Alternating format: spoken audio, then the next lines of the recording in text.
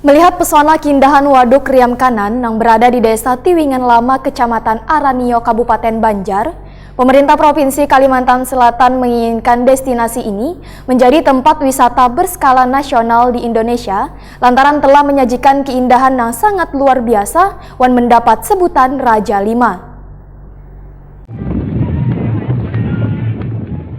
Melihat pesona keindahan Waduk Riam Kanan yang berada di Desa Tiwingan Lama, Kecamatan Aranio, Kabupaten Banjar, pemerintah Provinsi Kalimantan Selatan pun menginginkan destinasi ini menjadi tempat wisata berskala nasional di Indonesia. Karena Waduk Riam Kanan Tiwingan Lama ini mendapat sebutan Raja Lima. Gubernur Kalimantan Selatan Sabirin Nur, waya ditakuni Prima TV tengah hari Minggu 13 Oktober 2019 memadahkan, bila lomba munjun ini banyak dilirik dan diminati oleh warga di Banua karena sebagian warga Kalimantan Selatan menyukai maunjun. Sabirin Nur menginginkan lomba maunjun ini menjadi event berskala nasional sehingga infrastruktur pendukung nantinya akan lebih ditingkatkan. Apalagi Desa Tiwingan Lama ini telah menyajikan keindahan yang sangat luar biasa sehingga sangat cocok untuk dijadikan tempat pelaksanaan event nasional. Bagi peserta yang mengikuti lomba maunjun ini diharapkan, ujar Sabirin Nur, bakatnya terus ditingkatkan dan bisa ikut serta nantinya dalam lomba maunjun berskala nasional.